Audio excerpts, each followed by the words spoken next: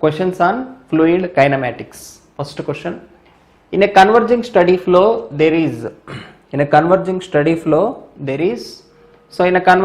flow, converging means so it is like this, converging.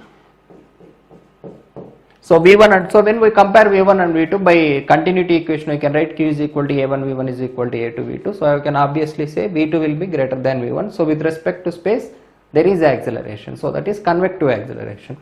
Next, in the question it is clearly given, it is steady flow. Steady means no change with respect to time, so there is no local acceleration or temporal acceleration. So the answer is only convective acceleration, no temporal acceleration. So students who are opted either B or C, both were given marks. Marks are not given to all. Okay, so see this carefully. Only those who choose B and C were given right answer as per the official key. Next question. Pitot tube is used for measurement. So pitot tube. So generally pitot tube will give you the total head. So from this, if you want to remove if you can remove the pressure head using a normal piezometer, we get the velocity head. Or if you use a static pitot tube directly, then we will directly get the velocity head. So the basic concept of pitot tube is to get the velocity at a point using stagnation. Next. A two-dimensional flow is described by the velocity component u is equal to 2x, v is the discharge between the points. So discharge between the points, very important bit, I already told you in class also, given by xi2 minus xi1. So where xi, so how to calculate the xi value? Either with u or v we can calculate. So u is equal to dou xi by dou x we can write. So this will give you 2x is equal to dou xi by dou x. So you can integrate on both sides. Sorry, u is equal to dou xi by dou y. So you can integrate on both sides. So this will give you 2xy is equal to xi. Sorry, 2xy plus c.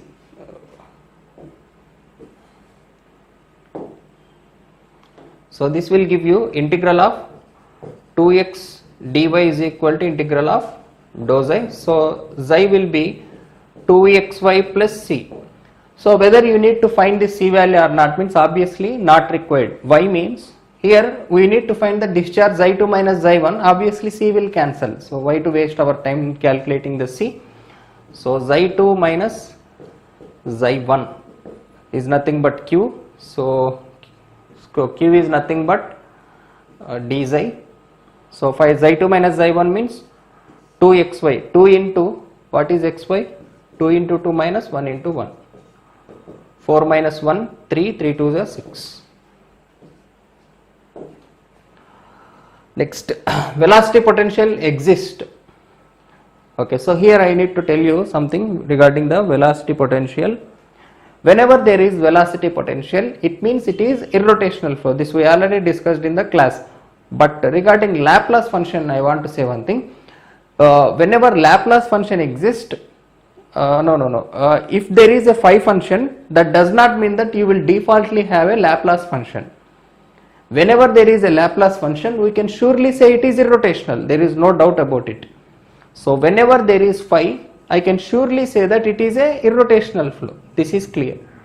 But whenever we have a Laplace function, there is one more thing we can say, that is it is a continuous flow. So this is one important twist. Suppose in a question if they ask if a Laplace function exists, what we can say from this? Option A irrotational, option B continuous flow. So which one you will choose? We will generally choose irrotational, but the answer is continuous flow. Of course it is irrotational, but a irrotational flow satisfying the Laplace equation actually means that it is a continuous flow. Okay, so I hope you understood the difference. So just because Laplace function exists, just because phi function exists, we cannot say that Laplace function will satisfy. Generally we deal with continuous flow only. We don't get any discontinuous flow, but if it is discontinuous, Laplace function, so it's just like limits and continuity which you study in mathematics, so similar to that only. So this should be a continuous function, we can say, for phi. So if a Laplace function exists, it is a continuous irrotational flow, we can say. So if a question comes like continuous or irrotational, the answer should be continuous. Okay. Next question, fifth question. If stream function xi is equal to 2xy, the magnitude of velocity vector at 2 comma minus 2 is. So xi is given and we need to find the resultant velocity. So first u is equal to dou xi by dou y, so which will give you 2x. Similarly v is equal to minus dou xi by dou x, this will give you minus 2y. So what is u? 2 into 2, 4, this is minus 4. So resultant velocity is square root of 4 square plus 4 square, which will give you 4 root 2. Okay. Next question. Existence of velocity potential implies, already I told you, whenever there is a phi function, it is irrotational, there is no doubt in it. But whenever it is irrotational, it need not satisfy Laplace equation. So just to remember this note, depending on options we need to choose. Next, if a three-dimensional motion of a fluid component about the x-axis, the component of rotation about the x-axis. So we need to find about x-axis. So with respect to x, you should get y, z. With respect to y, you should get z, x. With respect to z, you should get x, y. So after x, y, after y, z, after z, x. So denominators are satisfying, numerators also you should see. So with respect to x, y, z, we should get u, v, w. So with respect to x means we will get this too. So it should be like this, not like this, because it is rotational flow. So you should see the perpendicular, dou w by dou y minus dou v by dou z. So option A should be the right answer. Question number 8.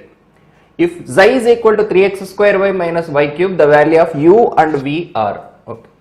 So we know u is equal to dou xi by dou y. So this will be 3x square minus 3y square, and v is equal to dou xi by dou x, which will be dou x 6xy minus 0. Okay. So 3x square minus 3y square and 6xy. 3x square minus dou xi by dou x. So minus 6xy. So option C will be the right answer. Okay. A stream function for a potential function is given by the corresponding potential function assuming zero potential at the origin is. Okay. So given x square minus y square. So in this type of question you should save your time without solving. So given x square minus y square is equal to c. What kind of equation mathematically it represents? It represents a hyperbola. So for a x square minus y square is equal to c hyperbola, what is the perpendicular hyperbola? You know, xy is equal to c square.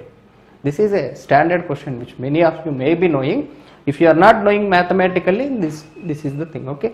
Even by seeing you can say x square plus y square is equal to c represents a circle. So a circle orthogonal to hyperbola, which is not logical. X square minus y square is equal to c, which will come like if this is hyperbola, it will come parallel to this another constant, whatever it may be, x minus y, which is a straight line. So obviously from the options we can easily filter, this should be the answer. Okay. So logically you can solve, or you can find u, v, from that you can find the phi function, which is waste of time, I feel. Next, the inlet of a Venturi meter. So this is from fluid equipment, is less than the outlet length.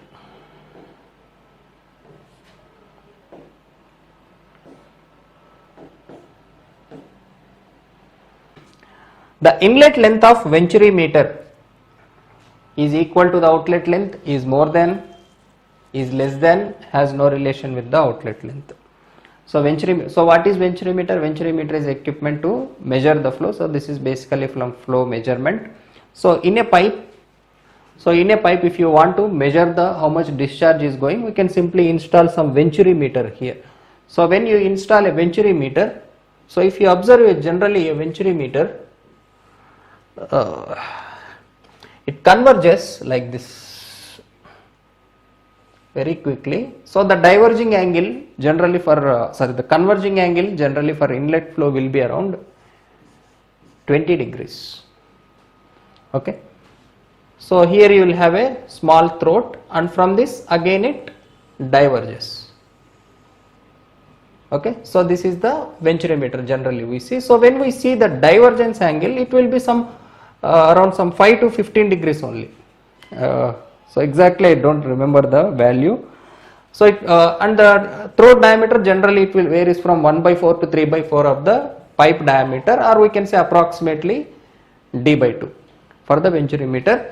So if you observe, the diverging angle is actually quite less compared to the converging angle. So the inlet length will be less compared to diverging outlet length. The main reason for this is to avoid the eddies. So whenever we are increasing the flow, obviously eddies will form here, just like sudden expansion. So for sudden expansion, obviously we get the eddies. Not for contraction. If you remember, for expansion I explained you in losses we will get eddies. So to avoid this eddies, or to reduce the losses, or to avoid breaking of this pipe also, we can say moving or breakage of this pipe because of the eddy forces. To avoid all this, generally we maintain more length here. Okay. Okay. So the answer is less than compared to outlet length. Next question, hydraulic gradient line represents the sum of, so HGL, so this is I explained in dynamics. So the answer is, so hydraulic gradient means, so if this is the pipeline, we will draw HGL here and TGL here, which I already explained you. So this will give you the datum head and pressure head with including velocity, means we will get total gradient. Okay. So it cannot be straight because pressure will be dropping in a flow, it will something like this.